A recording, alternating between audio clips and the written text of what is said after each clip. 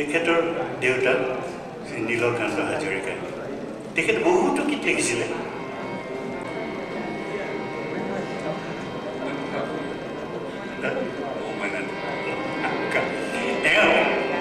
ৰ'ব পৰা নাই মইনা গানটো মোৰ লগত গাবলৈ আহিছে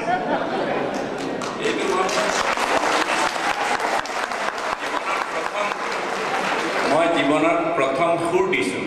তেতিয়া মই শিষ্য জ্যোতি ককাইদেউ আৰু বিষ্ণু ককাইদেউ তাৰপিছত এওঁ লাভানাম থাকে আৰু মই যি গাওঁ প্ৰথম জীৱনত মই সুৰ দিছোঁ এইটো আৰু এইটো গাই পেলাই 1938 চনত সন্ধিয়া সন্মিলন হৈছিলে উজান বজাৰত তাত লক্ষধৰ চৌধুৰী জেনেৰেল ছেক্ৰেটাৰী আছিলে তো মোক চাইকেলেৰে লৈ গৈ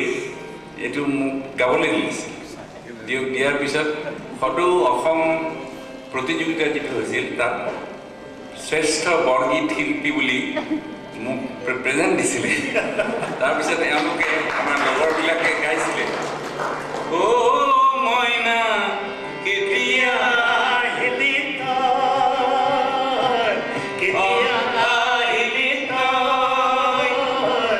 অহাৰে লগতে বননিৰ মাজতে বোলে বলনীয়া যাই মোৰ মইনা বোলে বলনীয়া যায় মলয়া বতাও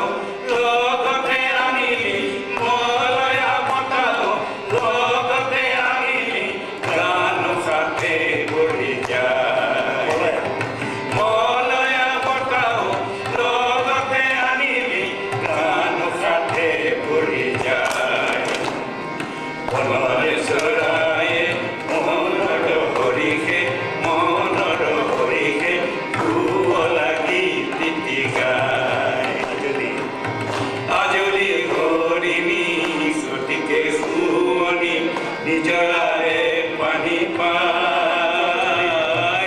আজলি হৰিণী গতিকে শুৱনি নিজৰাৰে পানী পায়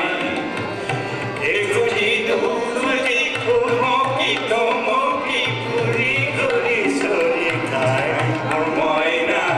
ঘূৰি ঘূৰি চৰি খায় মইনা কেতিয়া আহিলি তই কেতিয়া আহিলি তই পহাৰে লগতে বননিৰ মাজতে বোলে